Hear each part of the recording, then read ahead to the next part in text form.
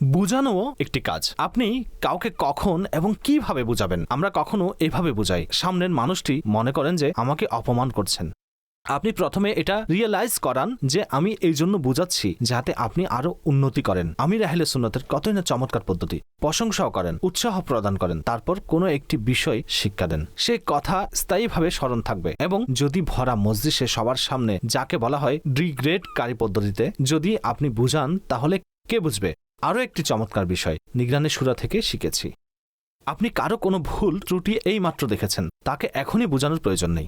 সুযোগের অপেক্ষা করুন, কোনো একটা ভালো মোড়ে আসুক। ভাই, সেদিন যে কথা হয়েছিল, কথাটিও একটি বার আমার এমন মনে হচ্ছে যে সেটা ওই রকম না হয়ে এমন হলে বেশি ভালো হতো, তাই না? সেটা সেই মুহূর্তে বেশি চাপ পড়বে না। তাই বোঝানোর ক্ষেত্রে তাড়াহুড়া করা উচিত নয়। বোঝানোর পদ্ধতি উত্তম হওয়া উচিত। এবং সত্য কথা হচ্ছে এই, যদি আমাকে কেউ বুঝান তাহলে তাকে খারাপ মন্তব্য করা উচিত নয়। বোঝানোর ক্ষেত্রে আলহামদুলিল্লাহ উত্তম পদ্ধতিতে যদি বুঝান তাহলে মানুষ বুঝবে। সমস্যা হচ্ছে কিছু মানুষ আছে তারা মানতে রাজি নয়।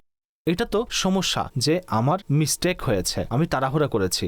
একটি কথা আমার মনে পড়েছে, এক ইসলামী ভাই ছিলেন, তার SMS আমার নিকট আসতো। এখন তো শুরু হয়েছে 1.5 অপশন শুরু হয়েছে। সেই সময় তো হোয়াটসঅ্যাপের এই অপশন ছিল না। তার SMS আমার বুঝে আসতো না। আচ্ছা, আমি এত দ্রুত গতি, ওরে ভাবা, অপশন ছিল না যে সেটা স্লো করে শুনবো। স্লো করার সিস্টেম তো এখনো নেই। কিছু মানুষ আছেন 1.5 করার প্রয়োজন হয় না, তারা সেটার উপর থাকেন। আচ্ছা, আমি তার 2-3টা SMS শুনেছি। আমি চিন্তা করলাম যে তিনি একটি এলাকার জিম্মাদার। এবং একবার আমি তার বয়ান শুনেছি।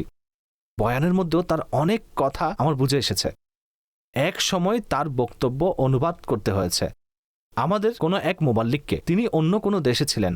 আমার আর সহ্য করার ক্ষমতা ছিল না। আমি তাকে বললাম, হযরত, আপনার সাথে কথা বলতে চাই। আমি বললাম, হুজুর, এটা আপনার SMS, এটার একটু অনুবাদ করে দিন। তার যে বয়ান শুনেছি সেই বয়ানের মধ্যেও কিছু বোঝা যাচ্ছে না। আগামীতে কোনো বড় জিম্মাদারের বয়ান অনুবাদ করতে হয়, যদি তার অনুবাদকেও ব্যাখ্যা করতে হয়, আল্লাহর ওয়াস্তে দয়া করুন এবং নিজের স্পিড কম করুন। আপনার কথা একটার উপর একটা চলে যাচ্ছে। তিনি বলেন, আমি তো আজ পর্যন্ত এটা চিন্তা করিনি। তিনি নিজের SMS শুনে নিজেই বুঝতে পেরেছেন, রিয়েলাইজ হয়েছে। মাশাআল্লাহ, উত্তম ভাবে। এভাবে কিছু মানুষ এক কথা বারবার বলেন। যেহেতু সুতরাং হাজী সাহেব, আমার স্মরণ আছে সম্ভবত 2 মিনিট 12 সেকেন্ডের একটা মেসেজ আমার কাছে এসেছিল। সেই ইসলামী ভাই আমাকে 23 বার হাজী সাহেব বলেছেন।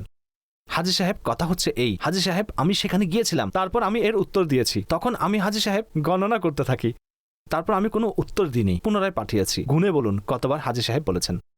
তিনি বুঝতে পারেন এটা কি করেছি। আপনি চিন্তা করুন, মানুষ আপনার কথায় হাসবেন কি করছেন। যদি এভাবে কেউ উত্তম পদ্ধতিতে বুঝান, সত্যি এগুলো এমন অভ্যাস যা মানুষকে এরিয়েট করে। বিসমিল্লাহ অনেক ভালো জিনিস, আলহামদুলিল্লাহ অনেক উত্তম রিজিক, কিন্তু কতবার পড়া?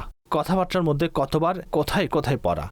কখনো এতবার পড়ার অভ্যস্ত হয় যে যেখানে আলহামদুলিল্লাহ সম্পূর্ণ পড়তে পারছেন না, এবং সেখানে পড়ারও প্রয়োজন নয়। কখনো বিষয় থাকে একরকম, আলহামদুলিল্লাহ পড়তে হয় এমন বিষয় নয়, আস্তাগফিরুল্লাহ পড়তে হয় এমন বিষয়। ঠিক আছে, এটাও জানা উচিত যে আস্তাগফিরুল্লাহ কোথায় পড়তে হয়, তওবা কোথায় করতে হয়, শুকর কোথায় করতে হয়। অসুস্থ ব্যক্তিকে দেখে সুবহানাল্লাহ তো বলা উচিত নয়, সেখানে তাকে সান্ত্বনা দেব। এটা অবগত হওয়া উচিত যে কোন জিনিস কোথায় পড়া উচিত। প্লিজ, এটা একটা এক্সট্রা কথা বলা হয়েছে। কোনো একজন সুন্দর আলাপকারী অথবা কোনো বুদ্ধিমান মানুষের সাথে বসে নিজের অভ্যাসগুলো রিচেক করানো উচিত।